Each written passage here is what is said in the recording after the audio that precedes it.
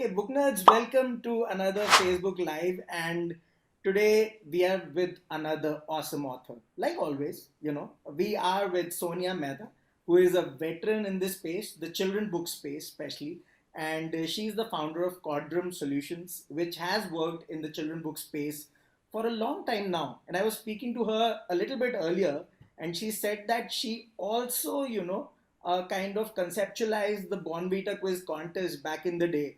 I mean, that's back in the 90s, is it, Sonia ji? Yes, yes. First of all, Ron, thank you so much for having me. It's lovely to connect with all of you.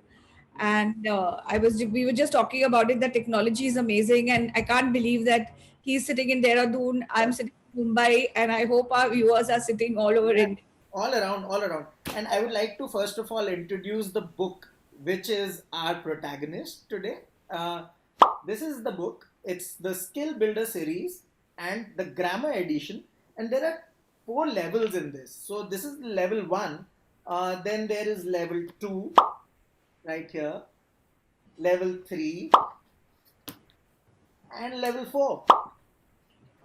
And a little bit later we'll tell you what these levels mean and how you can go through them, read them, and how, especially for parents, this is super important because right now, everybody's at home, right? And these kids are inside their houses, inside the houses. They can't go to school. There's no interaction per se. These Zoom classes don't help out that much. Let's be honest. You know. So these kind of books are super important because you need to practice also what you kind of imbibe during the classes. So Yes. thank you, ma'am, especially for these books. First of all, we'll talk about many other books of yours also, but primarily these. Uh, why grammar, first of all?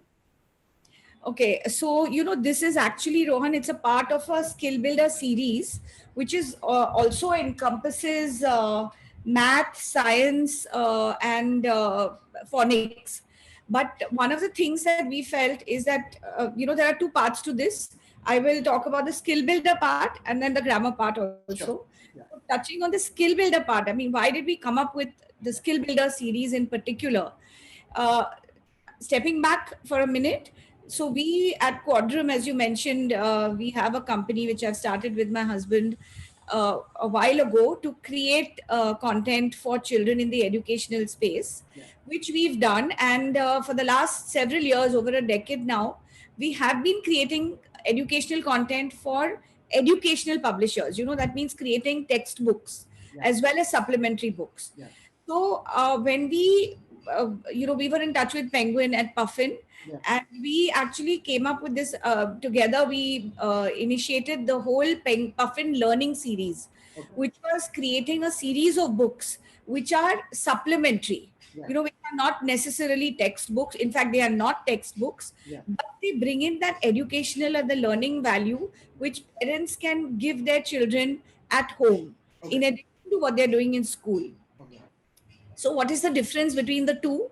The way we looked at it is that in school, necessarily, children and teachers have to follow a path, because at the end, it's objective driven. Yeah. But to follow that path, the knowledge base that they have to get is vast, the time period is less. Right. So, one of the things that we felt is that to create a series of books which is supplementary but which is fun, Yeah. which is not rote learning. It is basically practice, and it is created and designed in a fun way.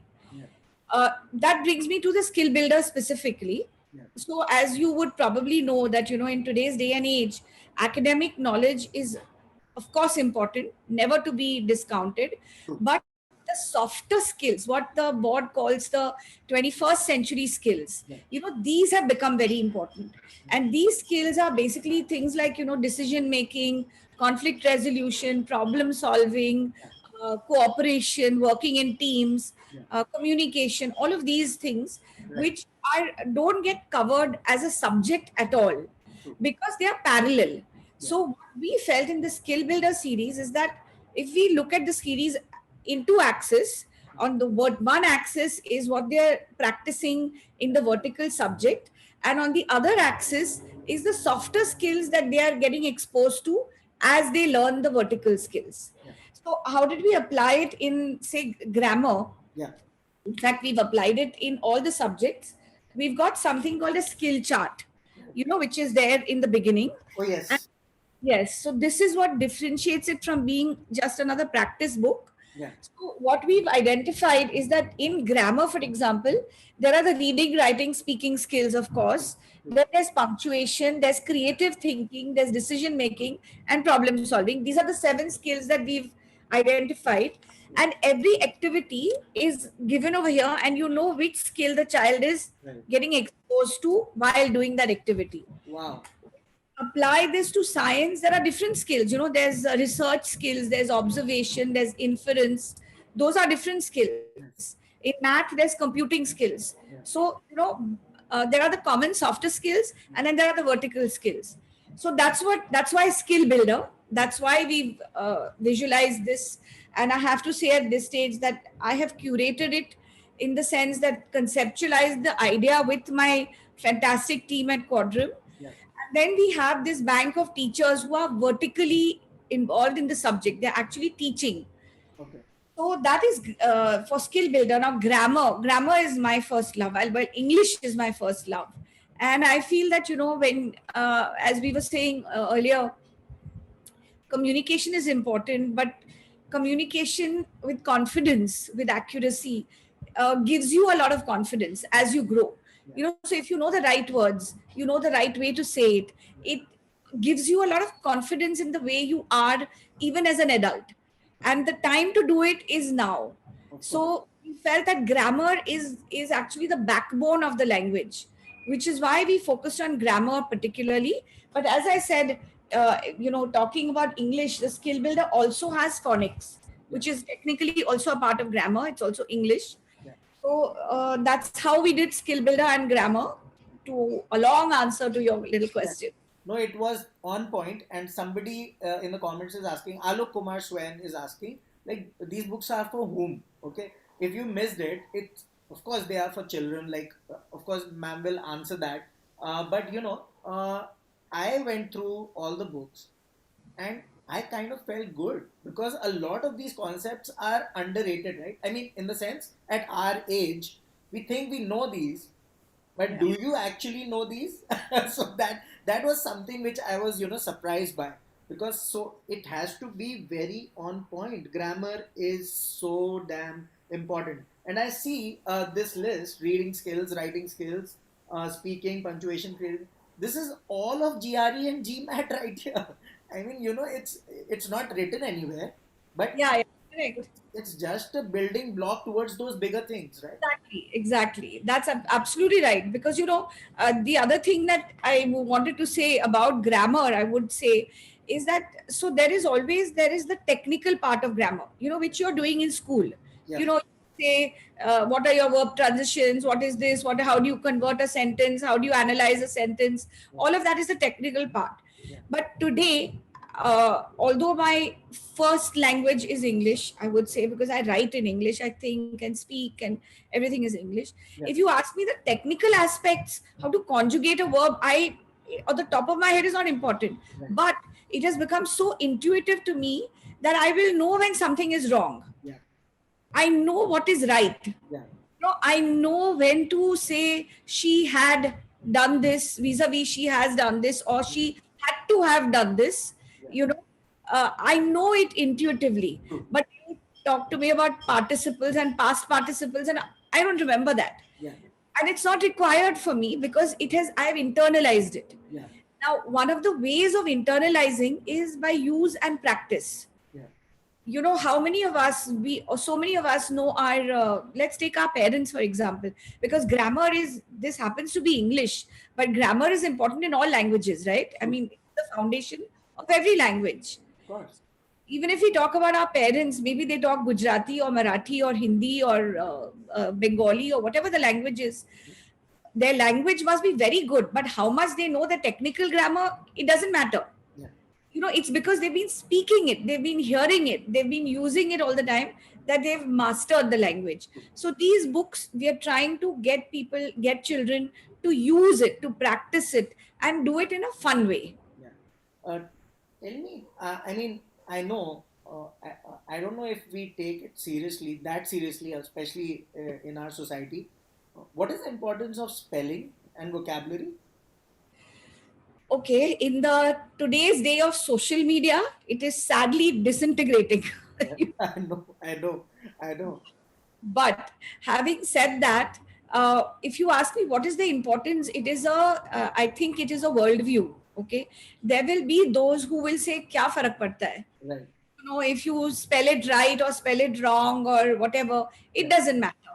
And that's true. I mean, you know, tomorrow if somebody grows up to be a chef or a DJ and his spelling is not 100% right, probably it won't make a difference. Right. So I don't remember my chemistry formulae now. Yeah. Does it make a difference? Yeah. No, it doesn't. Yeah. But how does it make a difference in English?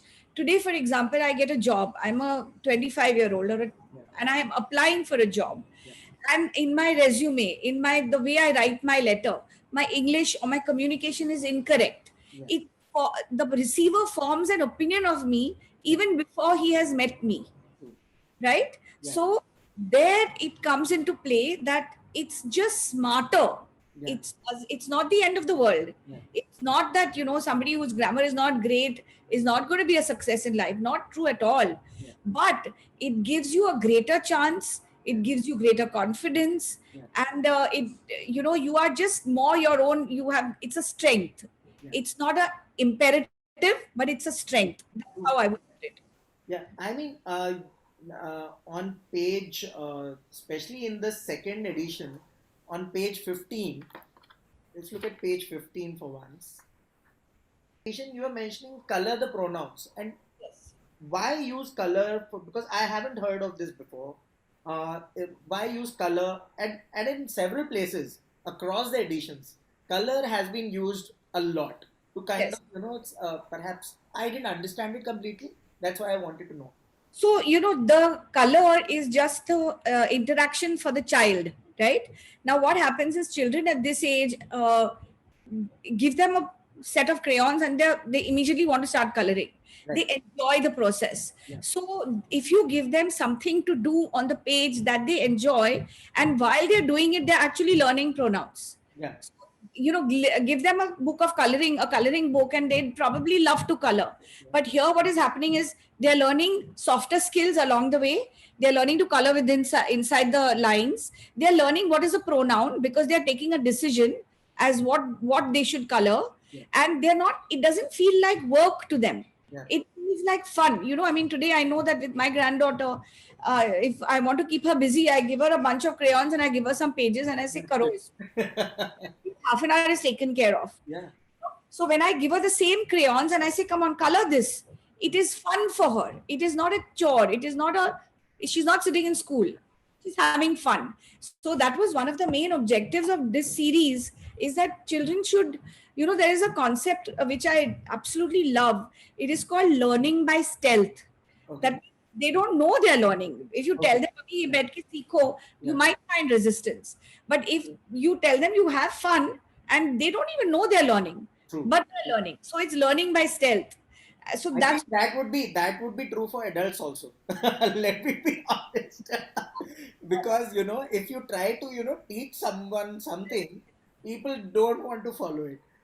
So on page 27, the second edition, yeah, it's a picture prepositions, picture prepositions, right. and you say that describe the picture below in 4 or 5 sentences, and this might look like a very innocuous sort of activity, but when it comes to writing and kind of perhaps writing a book of yours, or perhaps developing those kind of skills, I mean drafting something or writing a thesis in a PhD, all these things kind of accumulate and Right. go up to that zenith of Right.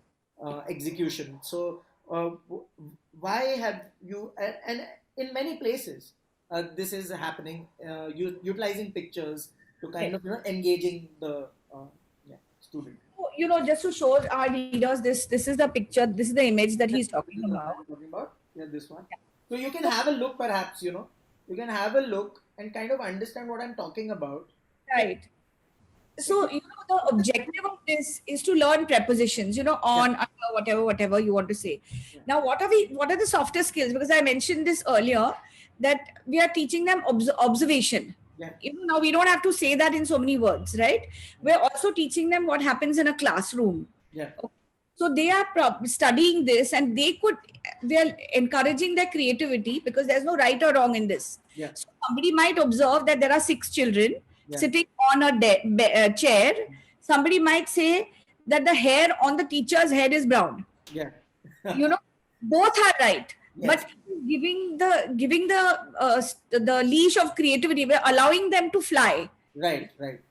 but but it's within boundaries, because we're saying that in every sentence you have to learn a preposition. Now, Yeah, are we teaching them what is a preposition? No, yeah, because that is being done in school.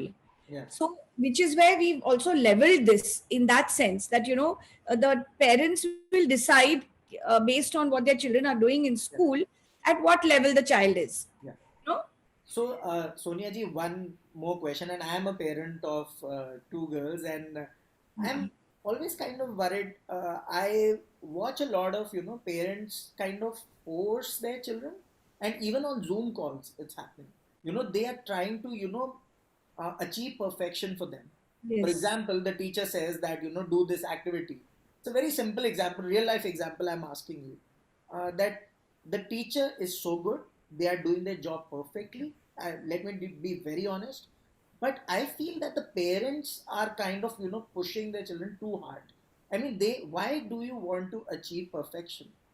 Yes. And why can't you kind of project the vulnerabilities of your children? I mean, it's why is this happening? you know uh, this is there's a very good friend of mine who's a very senior child psychologist in Bombay, Okay. and she's seeing a lot of children, as a regular thing. And she once told me, she says, Sonia, there are no problem children, there are only problem parents. Yeah, And it is a fact that parents do, I guess, because it's put into their minds that it's competitive. You yeah, have to get into this. You have to do well. yeah, I'm encouraged overall by a little bit of. There's a lot more progressiveness now, both in parents as well as in the school boards. yeah, You're allowed to, as you grow, drop subjects that yeah, you have a deep fear of. You learn math up to a certain age, and when you're in the eighth or ninth, you can drop it, according to certain boards. yeah. But I am completely with you that this kind of pressure is very unnecessary, and it Goodness. doesn't help at all. So I've seen it firsthand. That's why I talked about it. I mean, sorry.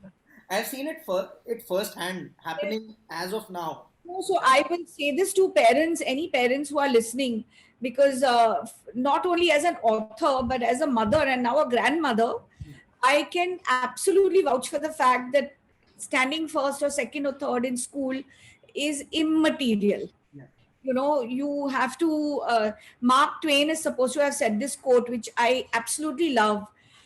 Never let school or education get in the way of life. yeah, yeah. So, So true. your growth is not based only on your school achievement.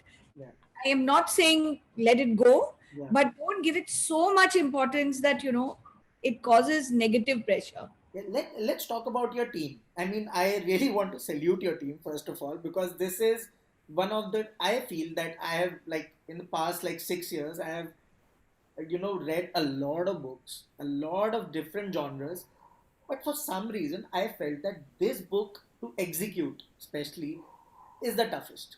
I don't know why, but tell me the process about the penguin, and your relationship with them. What happened there? Yeah, Yeah, so I have to absolutely acknowledge Penguin and Puffin in particular. We have, by name, I will say Sohini Mitra, who's yeah, been incredibly supportive in terms of everything that we've done. And now I think we've built a whole Puffin learning library for them, which comprises of, I think, almost 70, 80 books, which are across different subjects. And we have some lovely ones coming up also, which is about vocabulary building. It's about vocabulary made easy.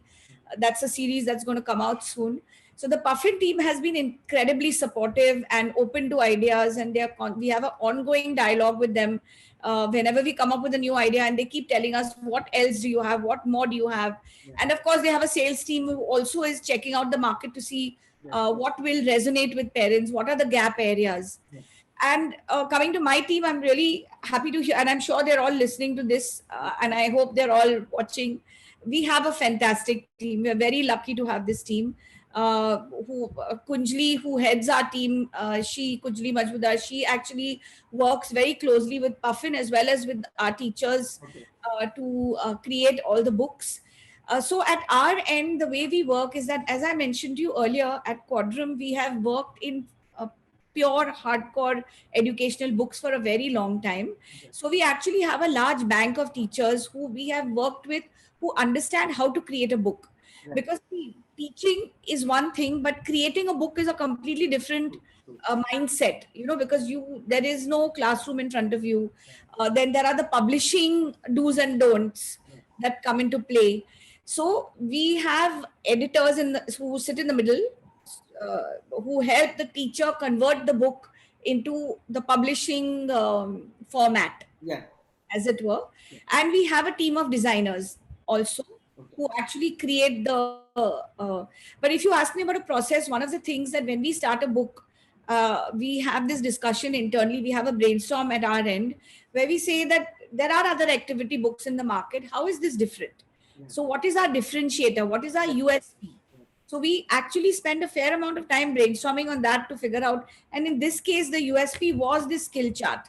It is, of course, apart from the fact that we've tried to make it fun and not study oriented, Yeah. but the fact that we've created this skill chart, which is a differentiator for parents to track at any point of time कि ये activity क्या सीखा इसमें. Yeah. There's no marks or anything for it. It's just a takeaway for the parents. Incredible. It's incredible. It was like, what? What's happening here? So the first page itself, it's so impressive. And trust me, I read. There's a brilliant author. His name is Andy Griffiths from Australia. I don't know if you have heard about him. It's the Treehouse series. Yes. Treehouse series. He's incredible. And I was talking to him, and he was also talking in the same terms. And after that book, this is the most amount of fun I have ever had. Like, there is something wrong with me. I don't know why. I am loving all children books. So I don't know. News coming out, which is very good. I don't know. It's amazing. And maybe because of the positivity inside these books, I love them. Look at this, guys. This is a complete jigsaw puzzle in such an innovative way. And this is fourth edition. And this is for ma'am, which grade is it? Which is the one that you have? I Level can't. 4. Level 4. Level 4, yeah. Yeah, level 4. And this is a jigsaw juggle. So they say that one word is missing in each sentence. Find the puzzle piece that contains the missing word, then color the pieces that go together using the same color crayon. This is incredible. I mean, I'm 35 and I enjoyed this. Rohan, I'll show you one more book. This is, of course, the Skill Builder Phonics, which is a sister book of this one. Yeah. This one is actually, it says a tricky track. The whole objective of this is spelling, okay? Yeah. And this is actually a game. So two children play it together. Okay. So you take a dice and counters, Okay. and as you roll the dice, if you land on that, you have to spell that word. Wow. And we've said over here that you could have an adult around if you want to cross check, because I say I've spelled it right, or of course now children are so smart that they can.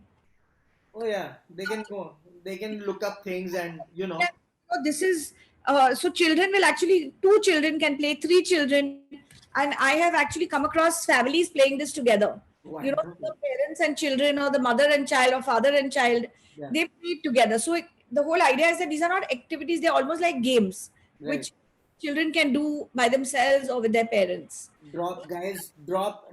Yeah. So I was saying that, guys, please drop Uno and stuff and start, playing this. This will help out much more. Also, I mean, all these books are there, of course. You talk to teachers as well. You talk to publishers. Where does the storybook, the children writing, fit into all of this, because of course these are there, but the kind of a story, is the kind of end game of this, if you can call it. So where does that come in, fit in properly? I think that storytelling is actually the best way of getting into the mind of anybody, whether it's an adult or whether it's a child. Yeah. So I think now this particular format happens to be an activity based, because unfortunately, if we did everything in this, the book would become too massive and Obviously. so expensive and very difficult to buy and sell and everything. So unfortunately, we can't bring everything into the same book. But for example, this series, I'll just take you through another series, since you mentioned stories. Yeah. This is called Dealing with Feelings. Okay. It's another part of the Puffin series. This talks about emotional intelligence. Okay. So this one says it isn't nice to be angry. So this is a story about a goat whose name is Grumps, who gets very angry all the time, and he's keeps losing his cool. His friends, the whole thing is a fun little story. Yeah. So I think getting children to understand concepts, whether they are academic or not, stories are the best way. So I think, and I'm doing a lot of stories as well, which involve learning, as well as which are just fun, but which are very subliminally learning something also. So something else before we kind of come to the other questions.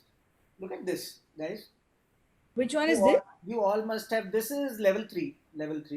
So you all must have kind of come across plurals in your life in school. This is a basket of plurals. So what you need to do is color all the nouns whose singular and plural forms remain the same. And this is something, guys, I know on WhatsApp you murder these, so don't do it. Okay. And teach your children also to kind of do all of this. How do these ideas come into your head? I mean, it's incredible. I guess that's what the job is. That's why everyone is. But you have to keep. See, I'll tell you, children are very creative themselves. So what happens is that when you are working in the children's space, I'll just give you another example of how we, like you said, how do these ideas come to you? Everything that we do, we test out. As I was mentioning to you earlier, my daughter runs this organization called Pod Squad. It's a brand for children's learning tools for a very young age. So like literally 6 months to 2 years or 3 years. So these are manipulatives and learning tools. So through that, we have been doing is that we get children together and we give them these things and watch them play. Okay. So when you see what is it that they like to do, they like to color, they like to do this, they like to solve puzzles, they like the idea of, and so the more you interact with children, the more you get a sense on what they are looking for. True. So that is, and of course the team I told you is fantastic, and we've been working in the children's space. So we have a lot of brainstorms to come up with ideas, and that's what it is. All that research, it's quite needed, and I know so many startups in the West also who are working on all this. They have kind of subscription based products, and I'm sure you must have kind of thought about it or already have. I'm not sure about it, but is that there? Do you have subscription boxes? No, so Pod Squad is started out as a subscription box, so that part is there. Okay. But we've also gone into other learning tools which are standalones, which people can pick up even otherwise. Do you guys have a website or something? Yes, podsquad.in. Okay, great. That's a website, yeah. Yeah. So all the products are there on that. And that is because that's manipulative. So you really have to be very creative, And I was telling somebody else the other day that when I had my kids, which is very long ago, we didn't have computers. I mean, it gives you a sense of how old I am, but we didn't have computers at that age. We didn't have, Instagram, and we didn't have these resources. And to get a resource, you had to physically go and buy a book or Yeah. buy whatever there was. Yeah. So you had to be more creative yourself. Yeah. You had to learn how to play with stones, Yeah. how to use material in the house. Make my children's rattles may have been with rajma filled inside a bottle. Yeah. Negotiate. Yes. Not a fun school toy. Yeah. So what happened was that you end up becoming more creative because you have to, Yeah. and that I think stays with you. You know. So, I mean, of course, we have all these products, we have all these books. A big question these days is that we are being kind of, as parents, I'm talking as a parent right now, as parents, we are being hit with so much of information online. Like at the age of 6, not naming any brands though, but at the age of 6, you have to code and, become a super coder. You also, I mean, there are books out there. Puffin is selling so many books, which are kind of working on various skills like yours, of course. What do we do? That's the question. It is true that it is. We are all our children are living in an age of excess. Yeah. It is true, excess information, excess material, and yet at the same time, when you look for that one thing that you want, sometimes you don't find it. Oh, So yeah. as publishers, we have to, I mean, Puffin and other publishers like them have to scale the gamut of everything Yeah. to meet every need. Yeah. So, for example, I came across a book the other day, a children's story book, Yeah. which was actually talking about losing your parent. If you lose a parent, how do you deal with it? Yeah. Now, can you imagine the market for that, how small that will be? Right. God, it will be very small. Right. But yet, the person who needs it will be looking for it, right? Yeah. So that's the part which is. What book is that? I think I have read it, perhaps. I I don't. can't remember the name. I just came across it somewhere a while ago. A similar book I read earlier, and this one is also by Penguin. Fearless. No, not Fearless. Darkless. Darkless, sorry. Darkless. Darkless was such a beautiful book. Yes. Yes. I mean, Tanushri Singh, I suppose. Anushri. Yeah. Yes. So, but you look at that. No, I mean, when you think about it, how many children will actually need it? But yet, somebody will need it. Yes. So, on the one hand, you feel there's too much, but on the other, when you need that one thing, you may not have it. True. But when it comes to choosing what should the parent do, I think parents today are already like that, and they should be, which is very much in tune with what their child's interest is. Yeah. Because one of the things I would tell parents is that it's not necessary for your child to be an all-rounder and be interested in everything. Yeah. If your child is interested in animals, get him books on animals. If he's interested in outer space, get her books on outer space. True. It doesn't mean that you say, oh God, she's only interested in outer space, she should also know animals. Not required. True. So I think recommendations, because this is the book nerds, we have to recommend some books always. Any recommendations in this space? I mean, like ages like 4 to 10 or sorts. But of course, you have to do this. Yes. You have to do this. But other than that, if you get time. Other than the books, obviously, I would love to recommend all the books that I've done, the Discover India series, which is talking about a book on every state of India. But if I had to really step back from that, one of the things I'm really happy about is that I'm also seeing a lot of books are now coming out, which are in the Indian milieu. It's not only the international ones. So apart from the Sudha Murthy's and that lot, which I'm sure there are children who are the parents who are very familiar with. I think the whole book series is fantastic. For children who are early learners, they've come out with the hook books also, which are very good. So there are a lot of books. I don't think I can pick up one particular book, but I know that there are a lot of publishers and a lot of books which are very good. And I'm a believer that every book is good. Awesome. Every book is good. I can't really say that. I would tell parents that if you ask me for recommendations, because again, I don't know what children have already read and what they haven't, but I would say that take a step back and make sure they're reading, whatever it is. Doesn't matter what they're reading. That's awesome advice, actually. The top 3 things you would like schools to inculcate in after post 2021, post pandemic. Yes, so let's assume the pandemic didn't happen at all, because we'll wipe it out from our minds. But one day when we all come back to normal, Yeah. I think schools uh, should encourage reading. Is, I mean, I think if on a scale of 1 to 10, it would go to 100, you know. True. True. It is that important. Yeah. We once attended this librarians meet in Calcutta where we met a lot of librarians, and Yeah. that was the question, that how do we make our libraries more conducive to them reading? Yeah. And one of the things that I felt is that make the library a fun place, make it pleasant, Cool. don't make it very rigid, Yeah. have it bright, you know, let the books be accessible, let children pick up what they want, let them browse. Don't make it too rule driven that, you know, oh, you can't only sit for this much time. Of course, within the boundaries. So the first thing I would say is encourage reading. The second thing, the question that you asked me for schools, Yeah. the second thing I would encourage schools and parents is it actually is what you said earlier, which is tell parents not to be competitive and comparative. Oh goodness. Yeah. Do not be. It is only a downward spiral. It cannot be good for either the parent or the child. True. You know, looking over your shoulder to see कि उसको क्या हुआ, उसने क्या मिला, उसने क्या पढ़ा. Yeah. It's not good. It's not healthy either for the parent or for the child or for the school. Yeah. So I would ask the school to encourage the parents and their within the school itself to reduce that um, sense of competitiveness.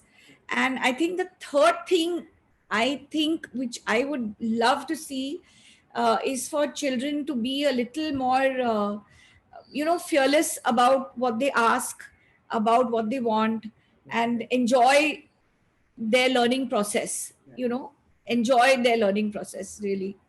Awesome, awesome advice. And one more thing, I really wanted to add this, and just was thinking about this. I would like to encourage parents to just make small home libraries. You know, Yes. so that is needed. I mean, get rid of those fancy, perhaps shelves, and put some books on them. I mean, make libraries at your home. I mean, that will encourage kids anyways. So that's something I would like people to do. And of course, yeah, pick these up. Okay, there are, like ma'am said, that there are like 70 odd more books out there which have been kind of produced and are part of the Puffin series. Go on their website and you can check them out there. Leave feedback to at Sonia Mehta's Instagram and Facebook. She would love that, and on Amazon also. Absolutely, I would love that. So all of that, and we are looking forward to so much more. I mean, this kind of has opened up my mind towards a lot of these books, and I wish that my kids also kind of go through this process of learning along with many others. So thank you so much, Sonia ji. Thank you so much for thank you so much for taking time out. It's a difficult time for everyone. We No, would but I like would say that in this time, books are our savior, really. yeah, truly, truly. And we acknowledge the same, and doing this at a difficult time, but nonetheless, we need to take care of our kids. So let's do that, and make their space happy. That's what we can do on our level. So thank you so much, and Thank a big shout out to Penguin for letting us do this. you. Yeah, Thank you. thank you Bye so bye. much.